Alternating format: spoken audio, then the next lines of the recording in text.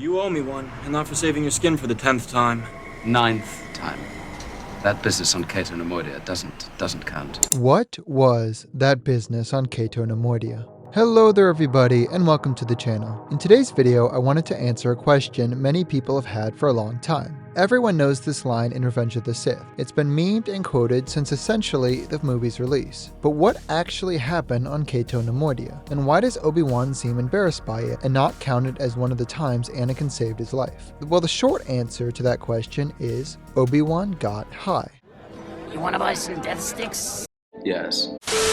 But in order to fully explain what happened, we're going to have to take a look at the Revenge of the Sith prequel novel, Labyrinth of Evil, by James Luceno. So Anakin and Obi-Wan were on Cato Neimoidia in order to capture Viceroy Gunray during the final months of the Clone Wars. Viceroy Gunray's homeworlds of Deku and Koru Neimoidia had been devastated by the war, and rather than immediately fleeing to the Outer Rim, which would have been the smart thing to do, he decided to gather as many of his possessions that remained on Cato Neimoidia. While he succeeded in looting the Citadel, Republic forces were lying in wait in hopes of capturing him. The ensuing battle was brutal, causing an exuberant amount of damage to both Republic and Separatist forces. Eventually, Anakin and Obi-Wan decided to split up, with Obi-Wan, Cody, and several clone commandos hoping to lure Gunray's super battle droids away, and Anakin and several of his troopers hoping to capture Gunray himself. After a warning from Obi-Wan about not making this personal, Obi-Wan left Anakin and his group. Shortly after this, Anakin realized that Obi-Wan had accidentally dropped his rebreather.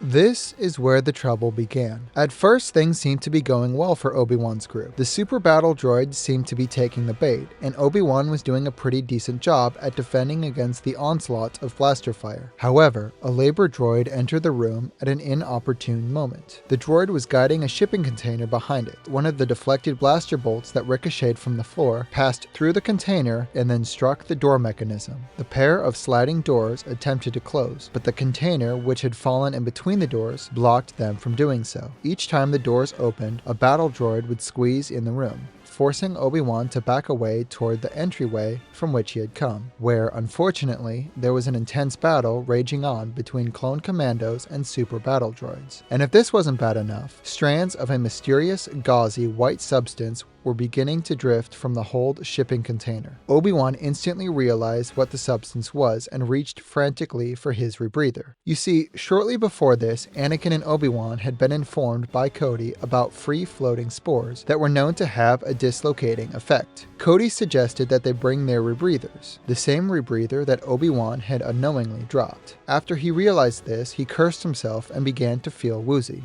Obi-Wan felt as if he had just drunk 3 bottles of Wyron's Reserve. He was bleary-eyed but lucid, tipsy but sure-footed, weary but attentive. He swayed, wobbled, tottered, evading or parrying the blaster bolts. At times he felt as if he were merely holding a lightsaber and letting it do the work for him.